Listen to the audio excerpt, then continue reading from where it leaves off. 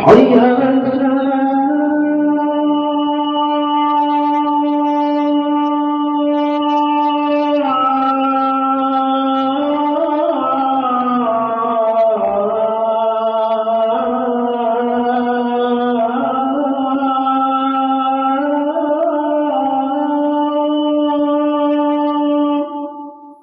لا حول ولا قوة إلا بالله.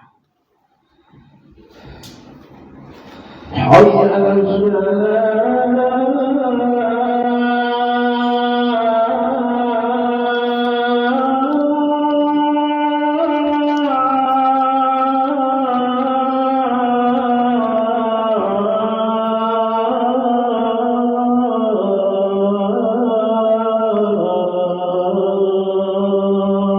لا حول ولا قوة إلا بالله.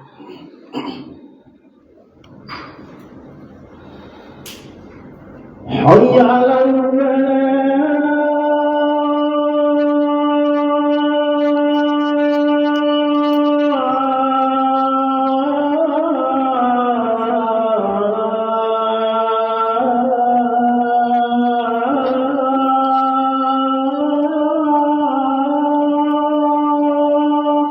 لا حول ولا قوة إلا بالله.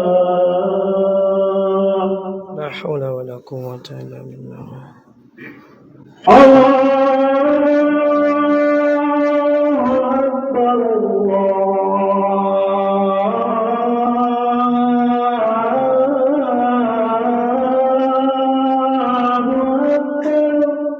الله أكبر الله أكبر.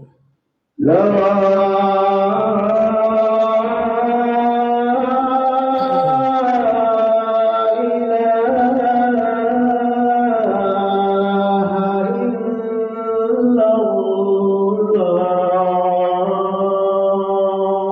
إله إلا الله محمد رسول الله صلى الله عليه وسلم. اللهم رب هذه الدعوة التامة الصلاة القائمة محمد وسيلة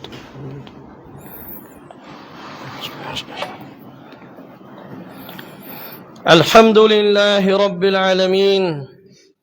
الحمد لله القائل في كتابه المبين: وما أصابكم من مصيبة فبما كسبت أيديكم ويعفو عن كثير. وأشهد أن لا إله إلا الله وحده لا شريك له، له الملك وله الحمد وهو على كل شيء قدير. وأشهد أن محمدا عبده ورسوله، صلوات ربي وسلامه عليه وعلى آله وصحبه أجمعين، ومن تمسك بسنته واقتفى أثره إلى يوم الدين. يا أيها الذين آمنوا اتقوا الله حق تقاته ولا تموتن إلا وأنتم مسلمون. يا أيها الناس اتقوا ربكم الذي خلقكم من نفس واحدة وخلق منها زوجها وبث منهما رجالا كثيرا ونساء، واتقوا الله الذي تساءلون به والأرحام إن الله كان عليكم رقيبا. يا أيها الذين آمنوا اتقوا الله وقولوا قولا سديدا يصلح لكم أعمالكم ويغفر لكم ذنوبكم، ومن يطع الله ورسوله فقد فاز فوزا عظيما. إن أصدق الكلام كلام الله، وخير الهدي هدي محمد صلى الله عليه وآله وسلم، وشر الأمور محدثاتها، وكل محدثة بدعة، وكل بدعة ضلالة، وكل ضلالة في النار. أيها المسلمون، اتقوا الله تبارك وتعالى في السر والعلن، واعلموا أن الله تبارك وتعالى يخبرنا وأخبرنا في كتابه العزيز أن ما أصابنا من الشر فبما كسبت أيدينا. والذي ينشر وينتشر في الأرض الآن وتنتشر على الأرض الآن وفي البحر الآن من الفتن فبما كسبت أيدي الناس. يقول الله جل في علاه في المحكم التنزيل بعد أعوذ بالله من الشيطان الرجيم: ظهر الفساد في البر والبحر بما كسبت ng Safar, taon 1447 ng Hijra. Dalangin natin kay Allah subhanahu wa ta'ala na umabot tayo sa buwan ng Ramadan, sapagkat ibig sabihin nito kung nasa Safar na tayo 7 buwan na lang ay Ramadan at pagkatapos 6 na buwan na magdua naman sila kay Allah, natanggapin ni Allah ang mga amal nila doon sa buwan na iyon ng Ramadan. Mga kapatid at magulang sa pananampalatayang Islam, mga minamahal na kapatid sa pananampalataya, sa buwan na ito ng Safar, may mga tao na inaakala nila na ang buwan na ito, dito natin dapat itulak ang bala. May mga tao na ayat tigyan na kakwanso bala, na si tatago sa kaya ulan-ulan na Safar. Dito daw sa buwan na ito ng Safar. Yun ang isa sa mga malaking kamalian na itinuro o nakuha natin na walang batayan. Nakuha natin na walang batayan, wala sa Quran at wala sa hadith ng Nabi sallallahu alaihi wasallam. Dahil si Allah subhanahu wa ta'ala, ang pinakamalaking bala na mangyayari sa tao ay kapag siya ay nawala sa kanya ang Quran al-Karim o nawala sa kanya ang agama. Yan ang sinabi ni Hasanul Basri, rahimahullah ta'ala, isa sa mga tabi'in. Sinabi niya, "Idha nasita al-Quran o man nasiya al-Quran, fahuwa qad asabathu al-musiba." Sino man ikasabi niya ang kanyang makalimutan ng Quran al-Karim ay tunay na tinamaan siya ng malaking musiba. Tinamaan siya ng tiyuba mula kay Allah subhanahu wa ta'ala. Dahil sa kinalimutan niya ang kalam ni Allah at ang sinasabi sa Quran al-Karim o sa hadith ng Nabi sallallahu alaihi wasallam. Dahil dito, mga kapatid sa pananampalataya, ang isang mananampalataya pag dinatnan siya ng anumang sakit o sakuna, na panalamat sa kanya si Allah subhanahu wa ta'ala. Imbis na magsalita siya ng masama, magpapasalamat siya kay Allah ta'ala. Dahil sa sinabi ng ating mga ulama sa tafsir ng aya na ito, nang ibig sabihin ng ma'asabakum min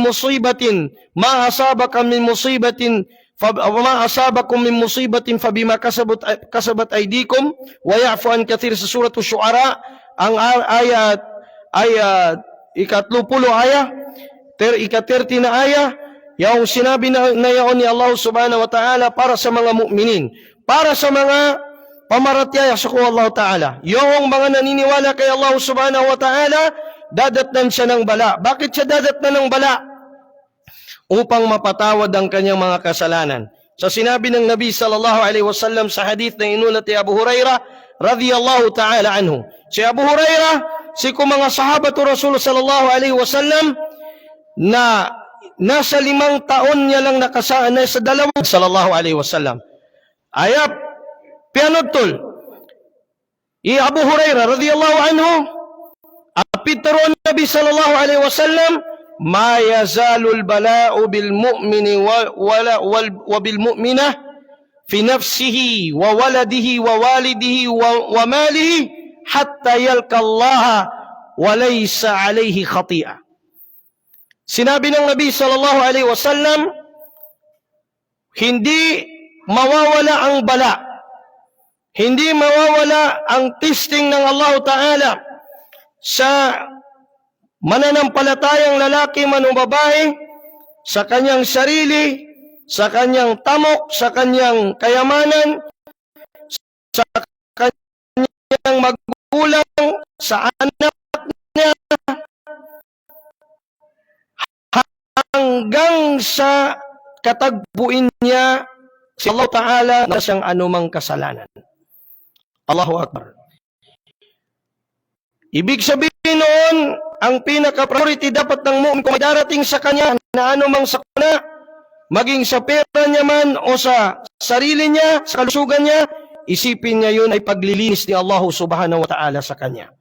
Paglilinis sa kanyang mga kasalanan na ayaw ni Allah Ta'ala na maging kasama siya doon sa mga hindi mananampalataya na istidraj. Ibig sabihin istidraj, ang mga mga sarwang, itong mga kufar ngayon, na tignan ninyo lahat ng happiness sa dunya nandun sa kanila. Inuubos nila lahat ng kayamanan sa dunya. Walang mga nangyayari sa kanila na anumang sakot. Bakit? Dahil inuubos nila kay kalaya. Dahil ito pa iso na. Ipagulong natin sa mga pinagkawal ni Allah sa atin sa mundong ito. Sinabi ng Allah wasallam sa riwayat ng Muslim, al-yajdul min wa al-kafir. Ang ganito ay sijin, prehon, kulungan ng isang mananampalataya, ito ay hindi mananampalataya. Kaya maging masaya ang isang mu'min kung anumang dumating sa kanya, ipagpasalamat niya kay Allah subhanahu wa ta'ala sapagkat yan ay testing ni Allah ta'ala sa kanya. Si Al-Hasan al-Basri rahimahullah ta'ala, pumunta sila sa sahabi na si Imran ibn Husayn radiyallahu ta'ala anhuma, si Abu Nujayd. Nakita nila si Abu Nujayd na mayroon siyang malaki. Samantala sabi niya, mas gusto ko pa itong nangyari sa akin kaysa sa maging malusog ang aking katawan at malaki ang pananagutan ko kay Allah na hindi nahugasan ang aking kasalanan. Kaysa sa itong namamagana ito sa aking likod na magiging mitsa ng kapatawaran ng aking pagkakasala hanggang aking makakatagpo si Allah subhanahu wa ta'ala na pinatawad niya ako. Hindi nyo ba narinig ang sinabi ni Allah at binasa niya ang ayah sa Surah Asy-Syu'ara na pamagat ng khutbah natin na sinabi ni Allah, وَمَا أَصَابَكُم مِّن مُّصِيبَةٍ فَبِمَا كَسَبَتْ أَيْدِيكُمْ وَيَعْفُ عَن كَثِيرٍ.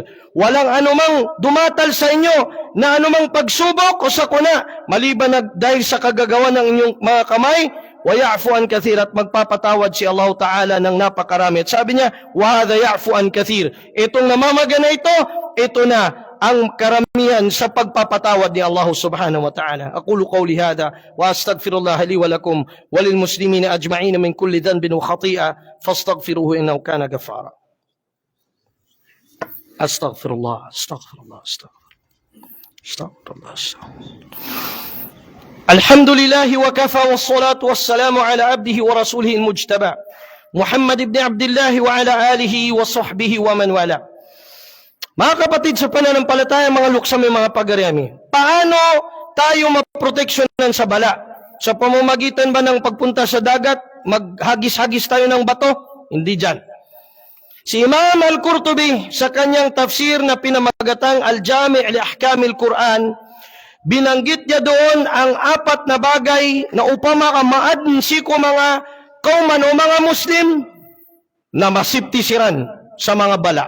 Sila ay mapoproteksyonan sa anumang bala. So, lawan ng mga tiyuba Allah subhanahu wa ta'ala. Na, pakinig kayo. Ito, ang 4 na ito, sinabi niya, kullu baldatin fiha arba'ah fa ahluha ma'sumuna min al-bala. 4 na ito na kung nandun sa lugar ng mga kamusliman, magiging libre sila sa anumang bala o maproteksyonan sila ni Allah sa anumang bala. Ano yun? Una, upama ka maadin roso, pitaro imamun adilun la yadhlim. Kung mayroong pinuno, leader na adil, patas sa pagbibigay ng kanyang pagiging pinuno, sa paghukom niya, la yadhlim, hindi siya gagawa ng dhulm. At sinabi ni Shaykh Uthaymin rahimahullah ta'ala, ang taong yun ang ibig sabihin ng pinuno na kanyang inimplement ang Quran at ang Hadith. At ano pa ang pinaka-aadal o mas patas o makatarungan kaysa sa tao sa leader na kanyang pina-implement ang Quran at ang Hadith ng Nabi sallallahu alaihi wa alihi wasallam.